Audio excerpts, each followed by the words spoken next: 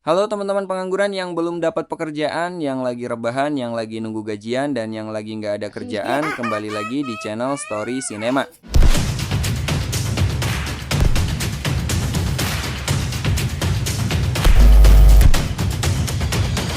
Hari ini kita akan bahas film horor Jejepangan.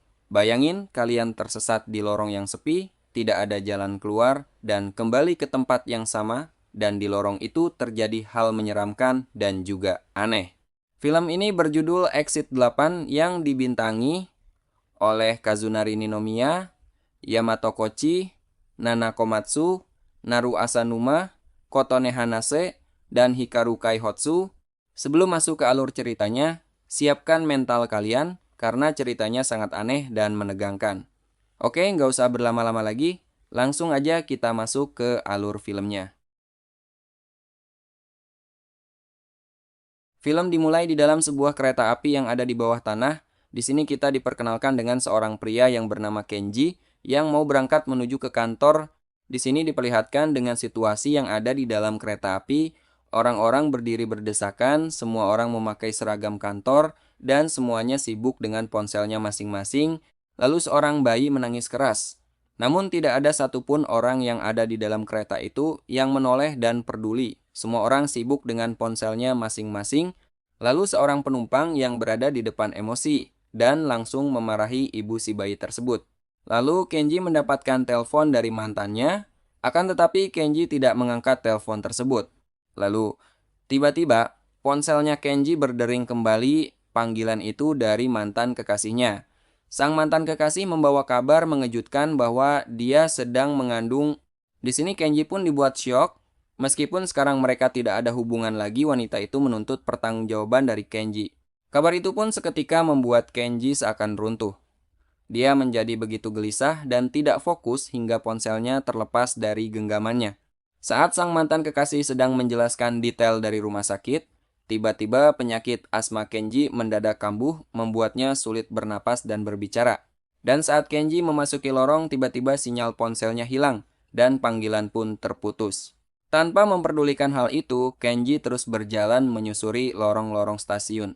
Anehnya, dan suasana begitu sepi, hanya ada seorang pria itu saja yang berjalan melintasi lorong tersebut. Tak lama kemudian, Kenji menyadari sesuatu yang ganjil. Dia terus-menerus melewati lorong dan pemandangan dan tempat yang sama seolah terjebak dalam sebuah putaran.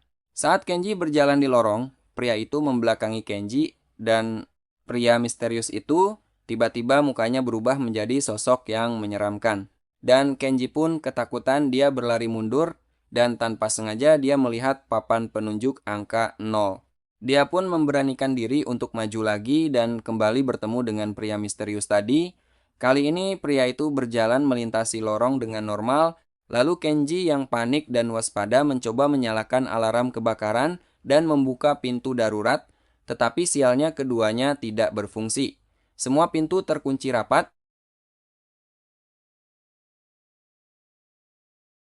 Tiba-tiba, darah segar mengalir deras di atasnya membuatnya syok dan berlari kembali. Saat itulah dia melihat papan penunjuk yang kini berubah menjadi angka 1. Di sana dia menemukan sebuah petunjuk penting. Hati-hati jika ada anomali. Jika ada anomali, Anda harus putar balik. Tapi jika tidak ada anomali, Anda harus berjalan maju hingga mengambil pintu keluar di lantai 8. Aturan ini terus terngiang di kepalanya. Dia pun sadar darah yang mengalir tadi adalah sebuah anomali. Dia juga menyadari kesalahannya di awal. Pria misterius yang berubah menyeramkan adalah anomali pertama, yang membuatnya kembali ke angka 0. Agar tidak mengulangi kesalahan, dia pun mulai memotret semua benda yang dia lewati, termasuk pria misterius itu, untuk dijadikan pembanding. Saat berada di lantai berikutnya, dia mengecek foto-fotonya, namun gambar-gambar itu tiba-tiba berubah menjadi menyeramkan. Pria itu mengerti bahwa dia tidak bisa bergantung pada teknologi. Dia harus mengandalkan ingatannya, menghafal setiap detail di lorong untuk mendeteksi anomali, dan bisa naik ke lantai berikutnya. Perjalanan pria itu penuh dengan ujian. Ketika pria misterius itu kembali bertingkah aneh, pria itu sigap berbalik arah. Keputusannya tepat, dia pun berhasil naik ke angka 2. Dengan semangat baru, dia memeriksa setiap barang dengan teliti. Namun, ketika dia mendekati sebuah loker, terdengar suara tangisan bayi dari dalamnya. Kenji pun penasaran dan membuka loker itu, dan ternyata yang di dalam loker tersebut adalah anomali, yang membuatnya harus segera berbalik. Kini dia berada di lantai angka 3. Masih ada 5 lantai lagi yang harus dia taklukkan. Tantangan berikutnya datang ketika semua gambar yang terpajang di dinding tiba-tiba menatapnya dengan sinis. Pria itu dengan cepat berbalik arah dan berhasil mencapai lantai 4. Perjalanannya ke lantai 5 berjalan mulus. Pria itu mulai merasa optimistis bahwa dia akan keluar dari lorong itu. Namun di tengah keyakinannya, tiba-tiba ponselnya kembali berdering. Mantan kekasihnya bertanya di mana dia berada. Merasa tidak ada yang aneh, pria itu melanjutkan langkahnya. Ternyata panggilan telepon itu sendiri adalah sebuah anomali. Kesalahan fatal itu membuatnya terlempar kembali ke lantai 0 untuk mengulang semuanya dari awal. Saat dia lanjut, tiba-tiba lorong yang kini dia lalui berubah warna menjadi kuning. Merasa putus asa, pria itu sempat mengamuk dan pasrah. Namun, dia berhasil mengumpulkan kembali kekuatannya dan memulai lagi perjalanannya. Di lantai 1, saat dia melanjutkan perjalanannya, dia bertemu dengan seorang anak kecil dan Kenji.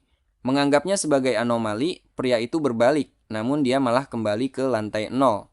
Ternyata, anak kecil itu bukanlah anomali, melainkan orang lain yang juga tersesat. Ketika anak itu berlari, pria itu pun mengejarnya. Di titik ini, cerita beralih sudut pandang sejenak. Kita melihat kejadian dari mata pria misterius yang selalu melintasi lorong-lorong stasiun. Pria misterius itu ternyata sebelumnya sedang menuntun anak kecil untuk keluar dari tempat itu. Sama seperti pria itu, mereka juga harus menghafal setiap sudut ruangan. Pria misterius itu berhasil membawa sang anak kecil hingga ke lantai 5.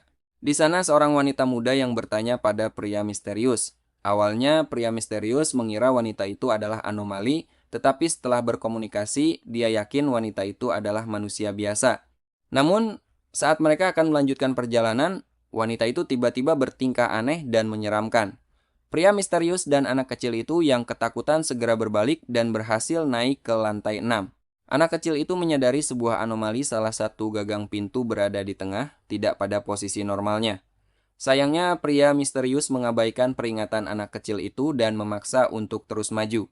Akibatnya, mereka berdua kembali terlempar ke lantai 0. Dalam keputusasaan, mereka menemukan sebuah tangga yang seolah menuju jalan keluar. Pria misterius yang terlalu bersemangat langsung menaikinya. Lagi-lagi mengabaikan anak kecil itu yang sudah memperingatkan bahwa tangga itu adalah anomali. Akibatnya, pria misterius terperangkap dalam ruang dan waktu, menjadi sosok yang terus berjalan tanpa tujuan sosok yang ditemui pria pertama. Inilah awal mula pertemuan pria misterius dan anak kecil itu. Di lorong berikutnya, anak kecil itu melihat anomali yang sama seperti sebelumnya, gagang pintu yang berada di tengah. Menyadari hal itu, mereka pun berbalik dan berhasil naik ke lantai 2. Namun, tantangan baru muncul. Lampu tiba-tiba padam dan suara aneh terdengar dari ventilasi udara, diikuti oleh kejadian mengerikan. Beruntung, mereka berhasil menemukan ponsel pria itu yang terjatuh dan segera kembali. Di lantai 3, mereka melihat seekor kucing dan sesosok wanita yang dipanggil mama oleh anak kecil itu. Mereka sadar itu hanyalah anomali, tetapi anak kecil itu tiba-tiba pingsan, pria itu pun menggendongnya dan berbalik arah. Mereka tiba di lantai 4 dan anak kecil itu pun siuman. Untuk pertama kalinya anak kecil itu berbicara, dia bercerita bahwa dia sengaja ingin tersesat agar ibunya mencarinya, namun tak disangka ia benar-benar terjebak di dunia lain. Cerita itu pun membuat pria itu merasa lebih dekat dengan anak kecil itu. Sebelum melanjutkan perjalanan, anak kecil itu menyadari anomali lain, angka di dinding yang posisinya terbalik. Di lantai 5, semua tampak normal hingga mereka melihat sebuah pintu yang tiba-tiba terbuka. Dari kejauhan, terlihat pemandangan aneh sosok pria itu yang berada di dalam kereta api di awal film. Itu adalah anomali. Mereka berbalik dan berhasil mencapai lantai 6. Di sini pria itu bertanya pada anak kecil itu apa yang akan dilakukannya jika berhasil keluar. Anak kecil itu menjawab ia ingin makan sepotong pizza. Kemudian, anak kecil itu memberikan sebuah cangkang keong kepada pria itu sebagai jimat dan ucapan terima kasih. Namun perjalanan mereka kembali terganggu. Tiba-tiba, lorong dipenuhi gulungan air yang dahsyat. Dan saat mereka berlari menyelamatkan diri, anak laki-laki itu terjatuh. Dalam alam bawah sadarnya, pria itu melihat dirinya berada di pantai bersama mantan kekasihnya dan anak kecil itu yang memanggil mereka ayah dan ibu. Saat tersadar, pria itu berjuang mati-matian menyelamatkan anak kecil itu, namun akhirnya pingsan karena terhantam benda keras. Setelah air surut, anak kecil itu selamat memutuskan untuk berbalik. Tak lama, pria itu pun sadar dan menyusulnya. Mengira pria itu telah tiada, anak kecil itu berjalan sendirian, begitu pula pria itu. Setelah melalui usaha yang panjang, pria itu akhirnya tiba di lantai 8, di mana sebuah tangga menuntunnya turun. Meskipun ragu, ia menuruni tangga itu dan bertemu dengan orang-orang. Ia berhasil kembali ke dunia nyata. Tak lama kemudian, mantan kekasihnya menelepon. Pria itu mengatakan ia sedang dalam perjalanan ke rumah sakit. Ia pun bergegas menaiki kereta. Namun, sesuatu yang tak terduga terjadi. Di dalam kereta, ia kembali menyaksikan adegan yang sama persis seperti di awal film, seorang bayi menangis, dan seorang pria memarahi ibunya. Pria itu seketika terdiam dan pasrah. Ia sadar, ia tidak pernah benar-benar keluar. Ia masih terjebak di dalam putaran waktu yang tak beruju. Dan film pun selesai. Nah, itu dia teman-teman alur cerita film Exit 8. Apakah filmnya sudah berakhir? Kayaknya belum sih. Karena di akhir film tadi, pria itu masih terjebak. Apakah ada kelanjutannya? Saya juga nggak tahu, kita tunggu aja.